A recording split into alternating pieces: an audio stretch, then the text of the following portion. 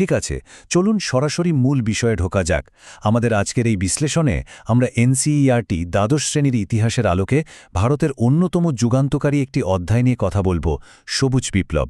আমরা দেখব কিভাবে চরম খাদ্যাভাবের মুখে দাঁড়িয়ে থাকা একটা দেশ একেবারে অসম্ভব একটা পরিস্থিতি থেকে অভাবনীয়ভাবে ঘুরে দাঁড়িয়েছিল। কোনো জটিলতা নয়, শুধু মূল ঘটনা আর ঐতিহাসিক তথ্যের ওপর ভিত্তি করে পুরো ব্যাপারটা আজ আমরা খুব সহজভাবে ডিকোড করব। তো আমাদের আজকের আলোচনার রোডম্যাপটা ঠিক এই রকম। প্রথমে আমরা দেখব আসন্ন কৃষি সংকট, এরপর সবুজ বিপ্লবের সংজ্ঞা, তারপর প্রযুক্তিগত ও নীতিগত পরিবর্তন, সেখান থেকে খাদ্য উৎপাদনের সাফল্য এবং সবশেষে এর ফলে তৈরি হওয়া আর্থসামাজিক ও আঞ্চলিক বৈষম্য। শুরু করছি আমাদের প্রথম পর্ব, আসন্ন কৃষি সংকট। চলুন দেখি কিভাবে এই পুরো ব্যাপারটা ঘনীভূত হয়েছিল। একটু ভাবুন তো, একটা দেশের কৃষিখাত যখন চরম স্থিবিরতার মধ্যে দিয়ে যাচ্ছে, ঠিক তখনই লাফিয়ে লাফিয়ে বাড়ছে জনসংখ্যা। এত বিশাল সংখ্যক মানুষের মুখে খাবার তুলে দেওয়াটা কতটা অসম্ভব একটা কাজ। ১৯৬০-এর দশকের আগের সময়টার দিকে তাকালে আমরা ঠিক এই চিত্রটাই দেখতে পাই। সেচ ব্যবস্থার তীব্র অভাব আর সেকেলে চাষাবাদের কারণে উৎপাদন ছিল তলানিতে। ফলে জাতীয় পর্যায়ে একটা ভয়াবহ খাদ্য সংকট আছড়ে পড়ার উপক্রম হয়। পরিস্থিতি এতটাই সঙ্গীন হয়ে দাঁড়ায় যে রাষ্ট্রকে বাধ্য হয়েই জরুরি ভিত্তিতে নীতিগত হস্তক্ষেপ করতে হয়। লিটারালি দেয়ালে পিঠ ঠেকে যাওয়ার মতো অবস্থা। এবার আসছি আমাদের দ্বিতীয় পর্বে, সবুজ বিপ্লবের সংজ্ঞা। এনসিইআরটির কাঠামো অনুযায়ী যদি বলি, সবুজ বিপ্লব হল কৃষি উৎপাদনে আসা একটা খুব দ্রুত এবং আমূল পরিবর্তন। আর এই পুরো ম্যাজিকের কেন্দ্রে ছিল উচ্চ ফলনশীল জাত বা সংক্ষেপে HYV বা হাই ইল্ডিং ভ্যারাইটি বীজের ব্যাপক ব্যবহার। সত্যি বলতে সাধারণ বীজের বদলে ল্যাবরেটরিতে উন্নত করা এই বিশেষ বীজের প্রবর্তনই ছিল পুরো ইতিহাসের সবচেয়ে বড় টার্নিং পয়েন্ট। এই ম্যাজিক বীজগুলোই মূলত এমন এক অভাবনীয় ফলন নিশ্চিত করেছিল যা আগের ওই মান্ধাতা আমলের বীজে কোনোভাবেই সম্ভব ছিল না। একদম গেম চেঞ্জার যাকে বলে। চলে যাচ্ছি ৩ নম্বর পর্বে, প্রযুক্তিগত ও নীতিগত পরিবর্তন।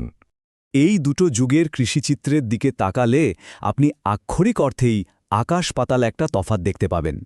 একদিকে ছিল সেই প্রচলিত কৃষি পদ্ধতি, যেখানে কৃষকরা পুরোপুরি প্রকৃতির খেয়ালের উপর নির্ভর করতেন।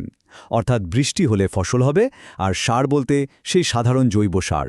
অন্যদিকে বিপ্লব পরবর্তী যুগের ছবিটা দেখুন।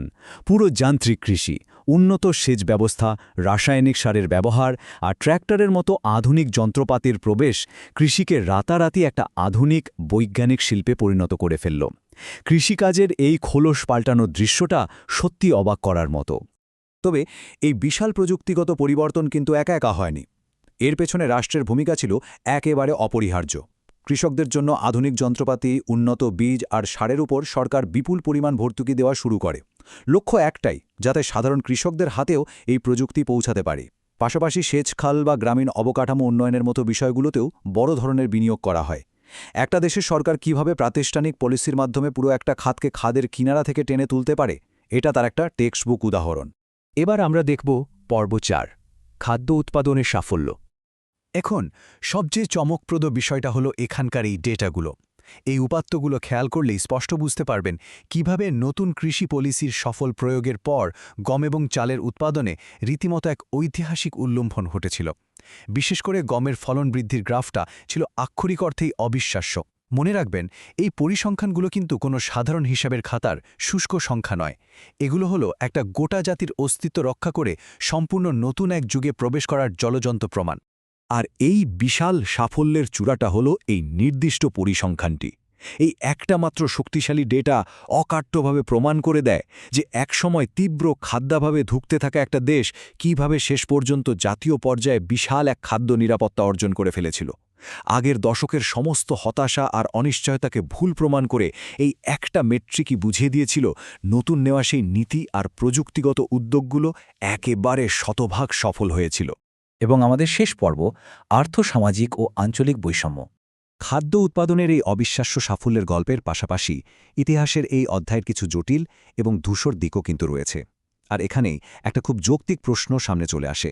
এই দ্রুত কৃষি অগ্রগতিকে আসলেই সমাজের সবাইকে সমানভাবে উপকৃত করেছিল?